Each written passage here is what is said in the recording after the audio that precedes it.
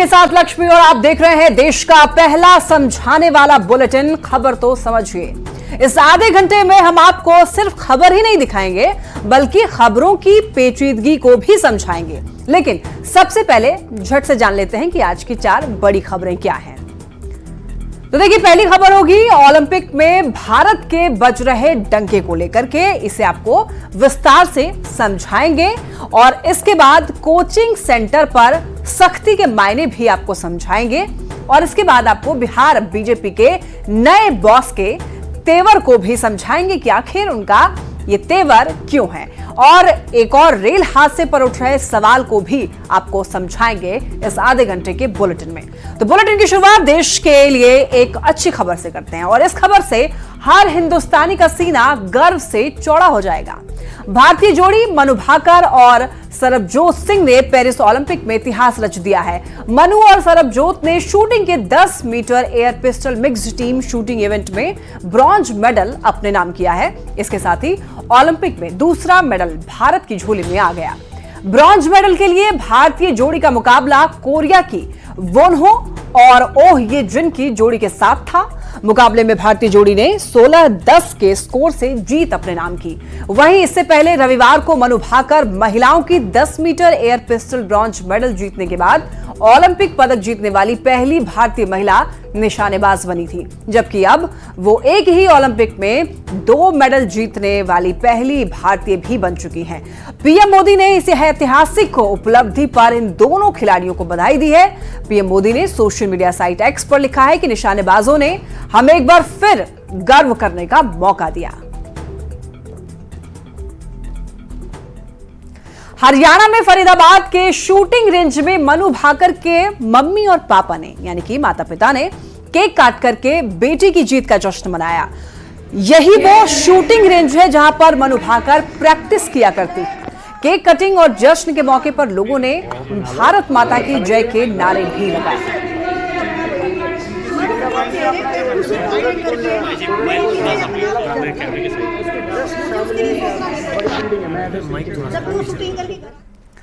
अब ओलंपिक में भारत की बुलंदी को भी जरा समझ लीजिए। देखिए, पेरिस ओलंपिक 2024 में भारत को एक और मेडल मिल गया है। भारत की झोली में एक और मेडल आ गया है।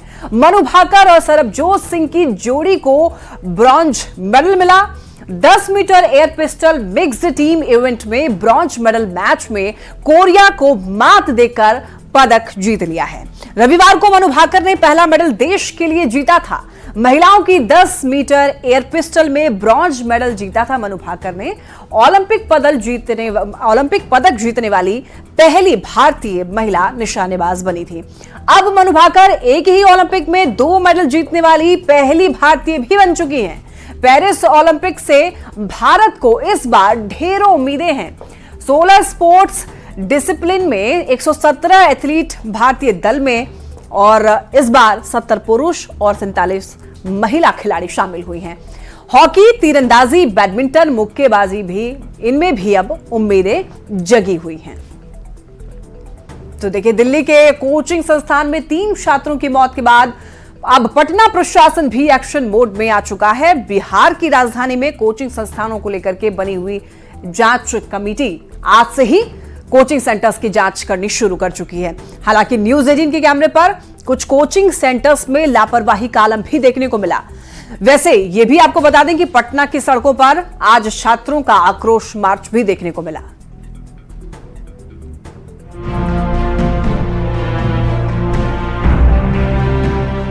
पटना में कोचिंग संस्थानों में हलचल बढ़ गई है। अचानक अधिकारियों के निर्देश जारी होने लगे हैं। ये सब कुछ अचानक नहीं हुआ।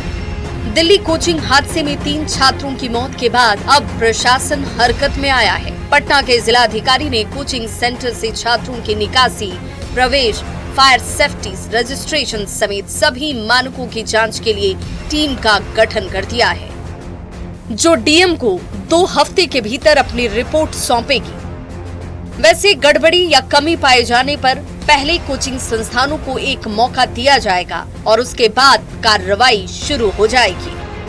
नहीं, ये जो 2 सप्ताह का समय हमने दिया है रिपोर्ट के लिए, क्योंकि काफ़ी संख्या में कोचिंग संस्थान हैं और अगर इसमें कहीं कोई गैप पाया जाता है, मानक का अनुपालन नहीं होते पाया जाता है, तो उसको हम लोग एक समय देंगे।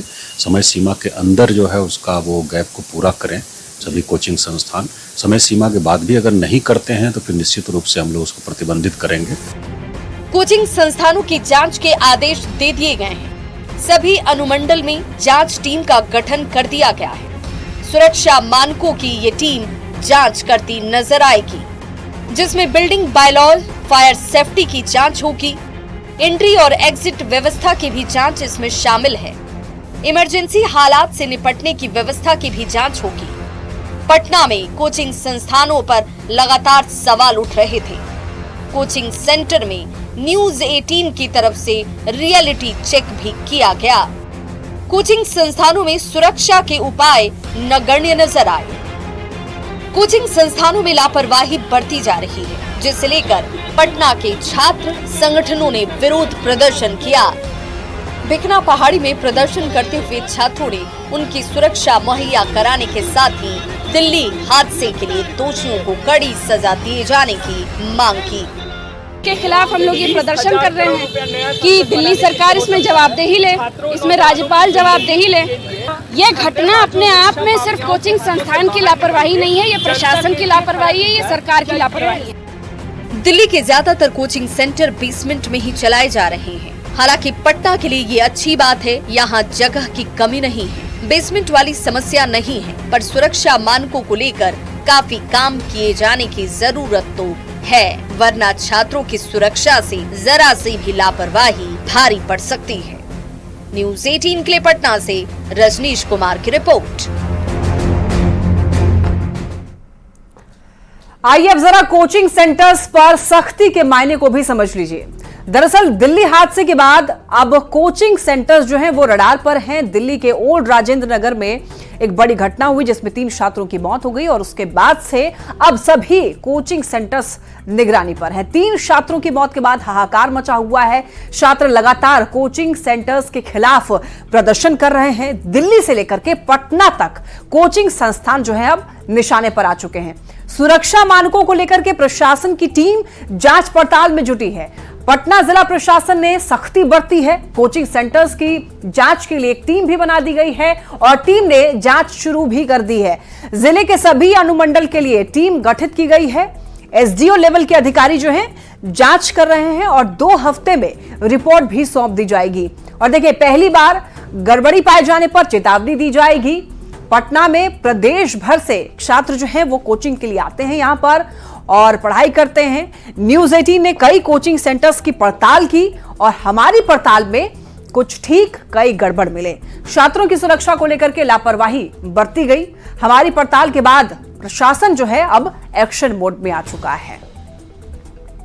बढ़ते आगे, देखिए, बिहार बीजेपी अध्यक्ष बनते ही दिलीप जायसवाल पूरी तरह से मिशन मोड में जुट गए हैं। 2025 को लेकर के अपनी रणनीति से विरोधियों को सियासी पटखनी देने के लिए पूरी प्लानिंग भी बीजेपी की ओर से की जा चुकी है ताकि अगले साल होने वाले विधानसभा चुनाव में जीत का झंडा गाड़ दिया जाए। देखिए रिपोर्ट।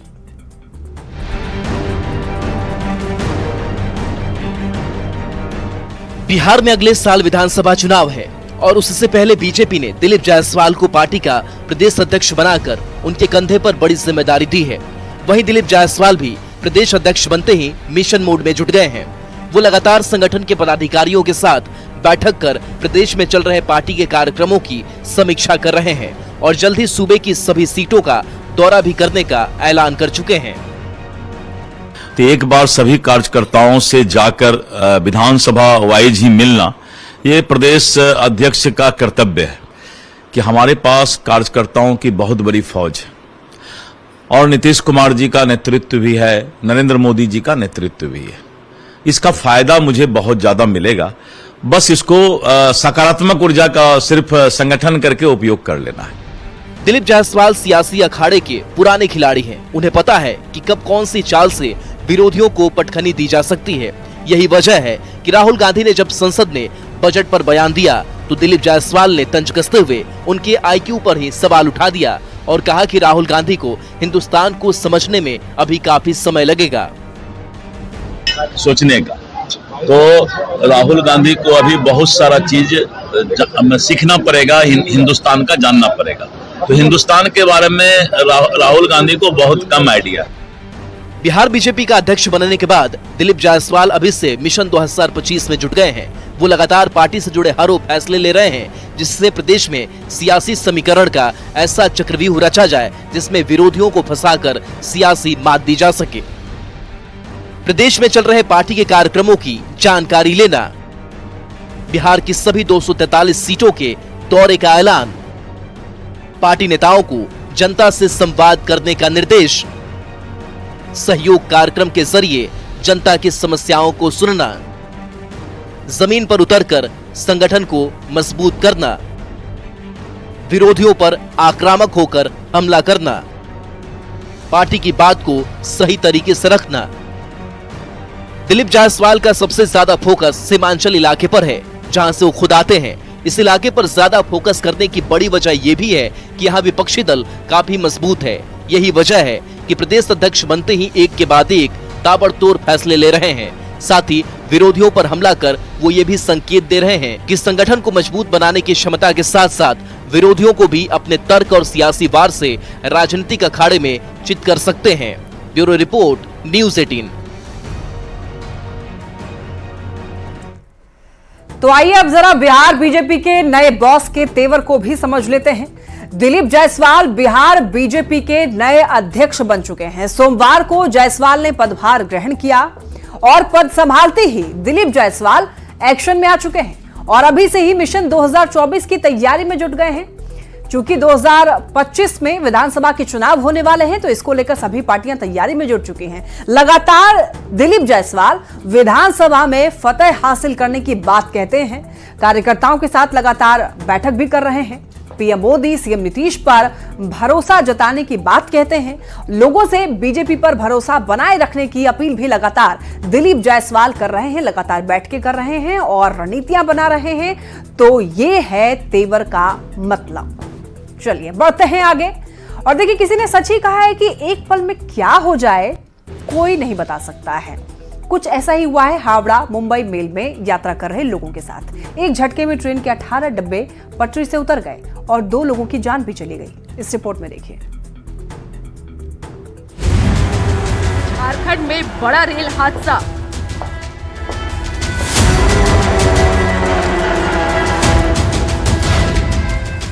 अठारह बोगी पटरी से उतरी, मची चीख पुकार।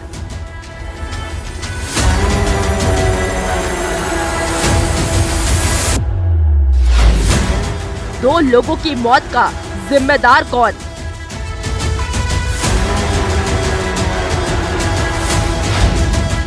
मौत पर मुआवजे का मरहम।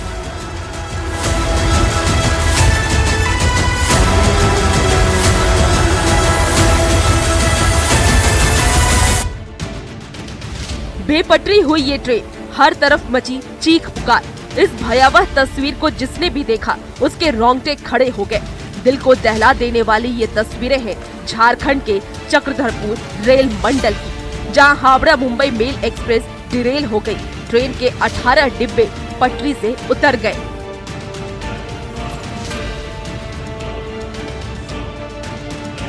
इस भीषण हादसे में 2 यात्रियों की मौत हो गई और 20 से ज्यादा यात्री घायल हो गए। हादसा सुबह 3:45 के आसपास हुआ। बताया जा रहा है कि ट्रैक पर एक मालगाड़ी डिरेल हो गई थी और 120 की स्पीड में आ रही ट्रेन उससे टकरा गई, जिससे पैसेंजर ट्रेन भी डिरेल हो गई।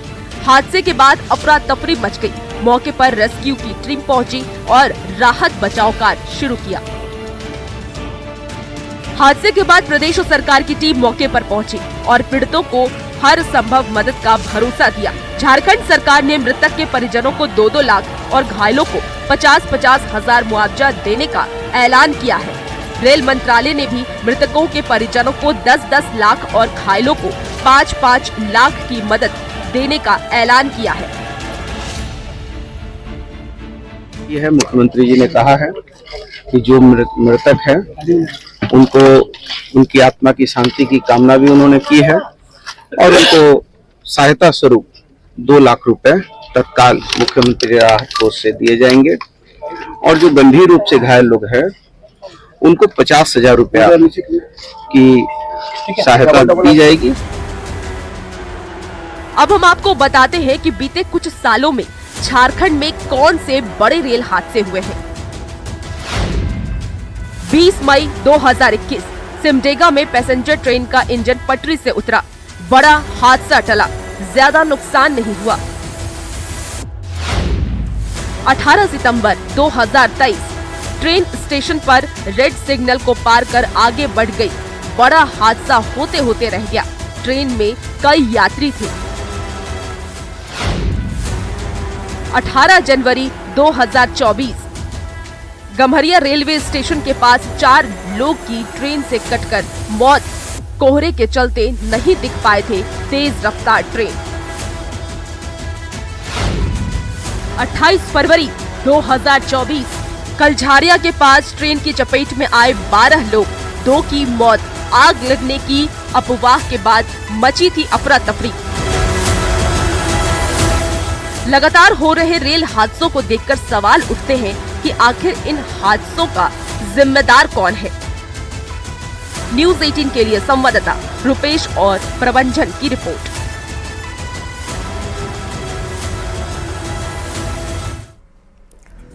अब रेल हादसे पर उठ रहे सवाल को भी जरा आप समझ लीजिए। देखिए, देश में एक और बड़ा रेल हादसा हो गया।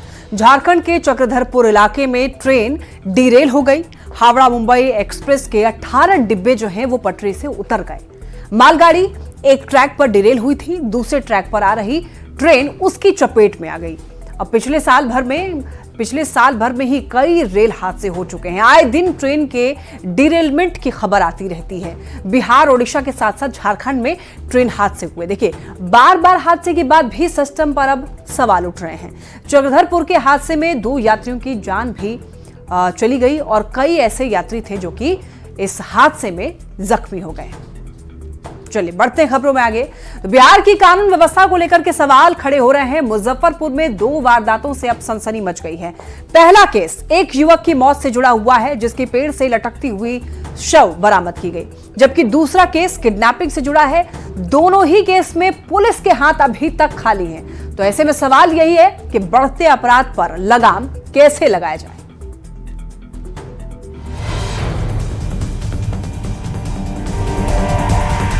बिहार में इन दिनों अपराध की घटनाएं लगातार बढ़ रही हैं। मुजफ्फरपुर में 2 ऐसी घटना घटी जिससे लोगों के मन में खौफ और प्रशासन पर सवाल पैदा हो गया है। पहली घटना मुजफ्फरपुर के तुर्की थाना इलाके की है। मंगलवार की सुबह ग्रामीणों ने सौरभ के शव को पेड़ से लटका हुआ देखा। ग्रामीणों की तरफ से जानकारी दिए जाने के बाद परिजन आनन फानन में घटना स्थल पर पहुँचे। शव को देखते ही परिजनों में कोहराम मच गया। सूचना मिलते ही पुलिस भी मौके पर पहुंची। मौके से गौरव का मोबाइल, गमछा समेत कई सामान जब्त किया गया है। पुलिस इसे हत्या का केस बता रही है और जांच भी जारी है। अरुण भगत है, एगो मंटू भगत है, एगो देवीलाल के बेटा है छोटू भगत है। अगला आदमी से बतियाला का जन बढ़म थे कि तोरा कहियो न कहियो हम उठवा देबो बोलो, कहियो खत्म कर देबो बोलो। कौन है लोग? ये देवीलाल के बेटा है छोटू कुमार, बतियाला का जन ब्रह्म स्थान तरे। आज सुबह 6 बजे के आसपास सूचना मिली कि छाजन कसवारा में एक 100 लटका हुआ आम के पेड़ से। तत्काल हम लोग घटना पर आए। 100 की पहचान हो गया था। नाम उसका जो है गौरव कुमार है, पिता का नाम गणेशी भगत है, घर छाजन कसवारा है। इसकी हत्या कर जो है पेड़ में लटका हुआ है। प्रथम दृष्टया क्या प्रतीत हो रहा है? प्रथम दृष्टया तो जाँच का विषय हम लोग जाँच कर रहे हैं। तो वहीं मुजफ्फरपुर के गरहा थाना क्षेत्र से एक शख्स के लापता होने से भी लोग हैरान हैं। प्रयागवारी गांव के रहने वाले मुकेश पांडे सोमवार से लापता है। परिजन बताते हैं कि वो घर से बाइक से निकले थे, लेकिन अब तक नहीं लौटे। मामले में प्राथमिकी दर्ज कराई गई है। इस केस के पीछे जमीन विवाद वजह बताई जा रही है। फिलहाल एक संदिग्ध को हिरासत में लेकर पूछताछ की जा रही है। हाल के दिनों में अपराध की बढ़ती वारदातों को लेकर कई सवाल खड़े हो रहे हैं। न्यूज़ 18 ये सवाल पूछता है, क्या अपराधियों में पुलिस का खौफ खत्म हो गया? क्यों लॉ एंड ऑर्डर को लेकर सवाल खड़े हो रहे हैं? क्या कोई सिंडिकेट क्राइम के पीछे काम कर रहा है? अगर हाँ, तो पुलिस उसे पकड़ने में नाकाम क्यों है? न्यूज़ 18 के लिए मुजफ्फरपुर से प्रियांक सौरभ की रिपोर्ट। आइए अब जरा समझते हैं कि लॉ एंड ऑर्डर पर सवाल क्यों खड़े हो रहे हैं। देखिए, हाल के दिनों में बिहार की कानून व्यवस्था पर लगातार सवाल खड़े हो रहे हैं। लगातार सरकार पर विपक्ष हमलावर है। पुलिस की कार्यशैली को लेकर के भी सवाल रोज उठ रहे हैं। मुजफ्फरपुर में भी 2 वारदातें हुई। देखिए, एक युवक की मौत, दूसरे शख्स की किडनैपिंग हुई और दोनों ही केस में पुलिस के हाथ अभी तक खाली हैं। युवक की हत्या की बात पुलिस कर रही है, दूसरे शख्स की जमीन विवाद में हत्या की आशंका जताई जा रही है। पुलिस की कार्यशैली पर परिजन भी सवाल उठा रहे हैं। आखिर अपराधियों को पुलिस का खौफ, क्या अपराधियों में पुलिस का खौफ खत्म हो गया है, ये सवाल उठने लग रहा है और पुलिस की कार्यशैली पर साफ तौर पर सवाल खड़े होने लग रहे हैं। और चलिए, इसी के साथ इस बुलेटिन में फिलहाल के लिए इतना ही। तमाम खबरों के लिए आप देखते रहिए न्यूज़ 18।